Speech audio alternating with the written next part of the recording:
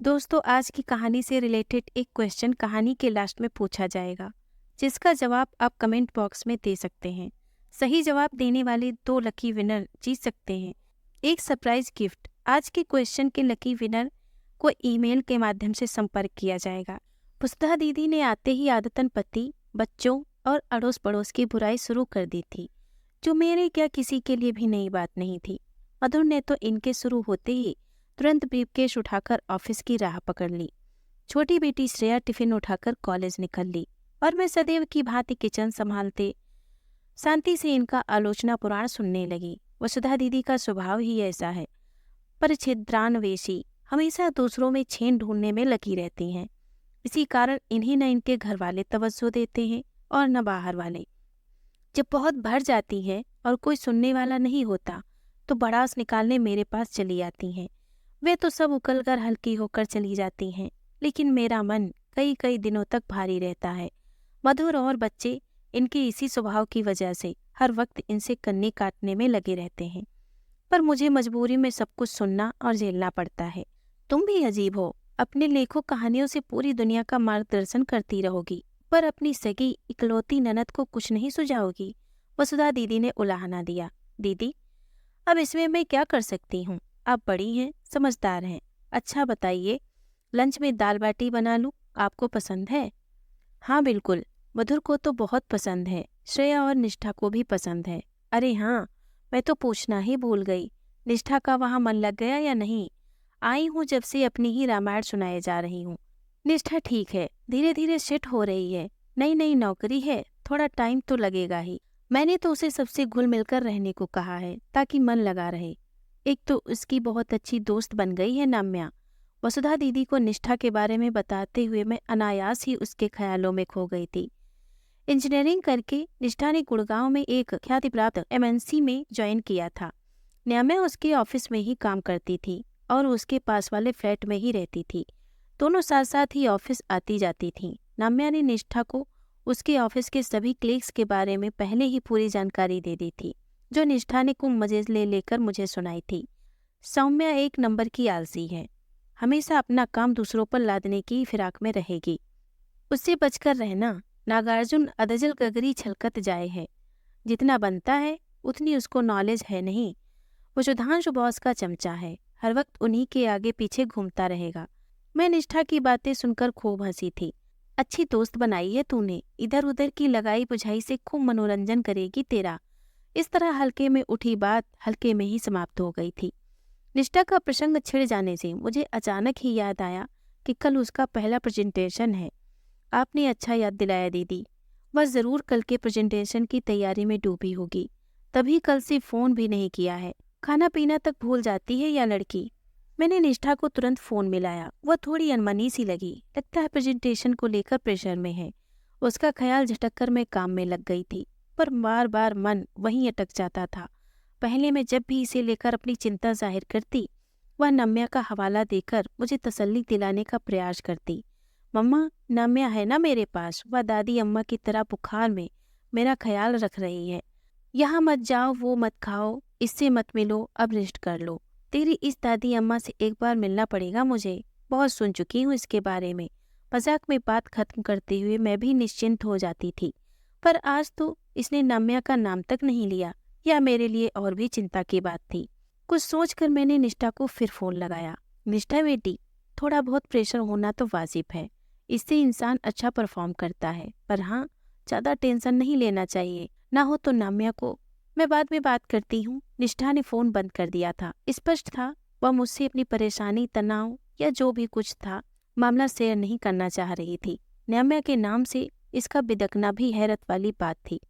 इधर खाने के बाद वसुधा दीदी का आलोचना पुराण फिर से आरंभ हो गया था। दीदी, मुझे सिर दर्द हो रहा है, थोड़ा लेटना चाहती हूँ, आप भी आराम कर लीजिए।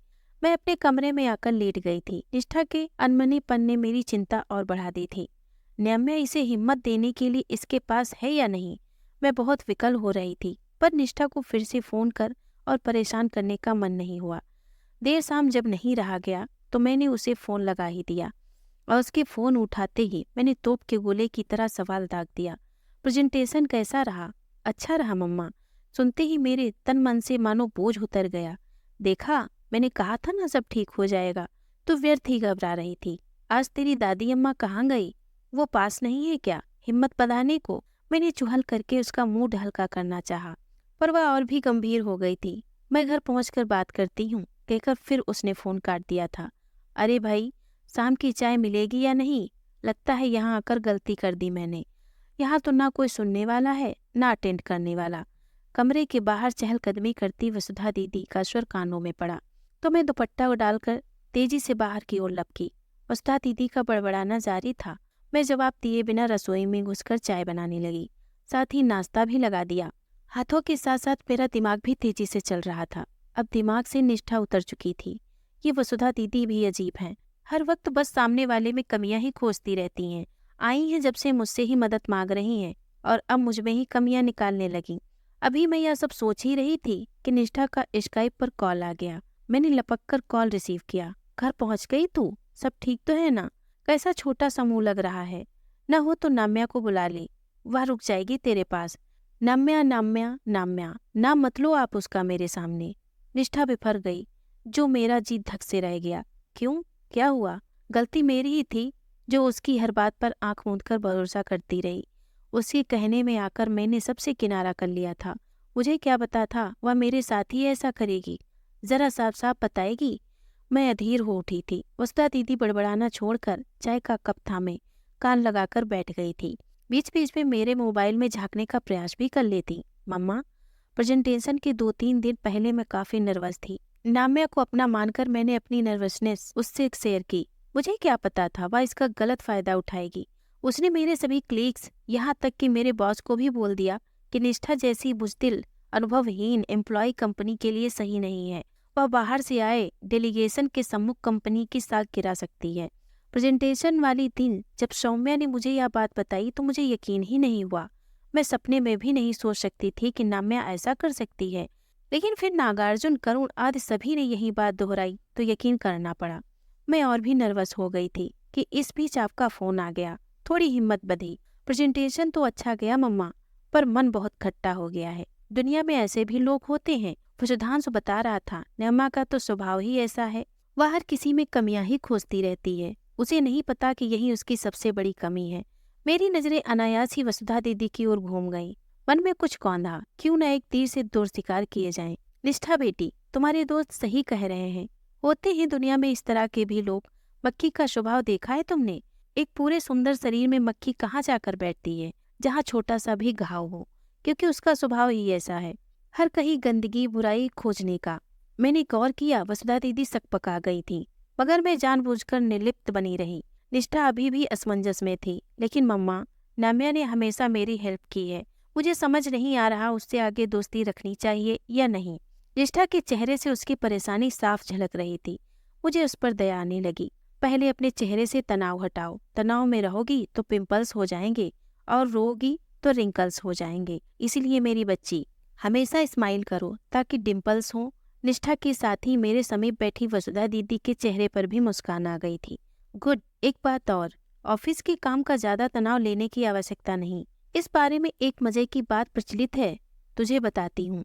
प्राचीन काल में जो लोग अपनी नींद, भोजन, हंसी, परिवार और अन्य सांसारिक सुखों को त्याग देते थे, उन्हें ऋषि मुनि कहा जाता था। और आज कलयुग में इन्हें एम्प्लॉय ऑफ द मंथ कहा जाता है। वेरी टू मम्मा। निष्ठा खिलखिलाकर हंस पड़ी थी। मैं अपने प्रयास में कामयाब रही। उसे सहज होती देख मेरे चेहरे पर भी मुस्कान खिल गई। नाम्या से एकदम किनारा कर लेने की आवश्यकता नहीं है। उसे खुद ही अपनी गलती का एहसास हो जाएगा। ऐसे लोग अधिक समय तक किसी के प्रिय नहीं हो सकते। बिल्कुल ठीक कहा आपने। अब मुझे समझ आ गया ऑफिस में सभी लोग इससे कटे कटे क्यों रहते हैं। मैं उसके जैसी हरगिज नहीं बनना चाहती। उसने तो मेरा प्रेजेंटेशन खराब कर मेरा करियर ही डुबो दिया होता। ऐसा कुछ नहीं होगा मेरी बच्ची। तुम अपने लक्ष्य तक जरूर पहुंचोगी। लक्ष्य को बेधने से पहले तीर को भी थोड़ा पीछे घिसटना होता है, तभी वह आगे लक्ष्य की ओर बढ़ता है। जिंदगी में कई बार आगे बढ़ते कदम ठिठक जाते हैं, पीछे मुड़ जाते हैं, पर फिर सही राह पकड़ लेते हैं। अरे, बातों बातों में तुझे बताना ही भूल गई, बुआ आई हुई हैं। मैंने मोबाइल वसुधा दीदी को पकड़ा दिया। बुआ प्रणाम, कैसी हैं आप? फूफा जी, दीदी और टीपू कैसे हैं? निष्ठा ने चहक कर पूछा। सब ठीक हैं, अपने अपने काम और पढ़ाई में व्यस्त हैं। बस मैं ही खाली दिमाग शैतान का घर हूँ। खैर, छोड़, तुझे जब भी ऑफिस से छुट्टी मिले दिल्ली आने का प्रोग्राम बना लेना। तेरी माँ से भी यही कह रही हूँ कि हर बार मैं ही चली आती हूँ, कभी वह भी तो अपनी ननद को संभालने आए। कॉल खत्म होते होते वसुधा दीदी किसी सोच में डूब गई थी। सोच रही हूँ रात वाली बस से निकल जाऊं, मेरे बिना सबको परेशानी तो हो ही रही होगी। अब ये लोग मुंह से न बोलें तो क्या हुआ, मैं समझती तो हूँ ही कि मेरे इस तरह कभी भी मुंह उठाकर चले आने से इन लोगों को पीछे दिक्कत तो आती ही होगी। तुम्हें भी परेशान कर देती हूँ। मैं नहीं नहीं करती ही रह गई।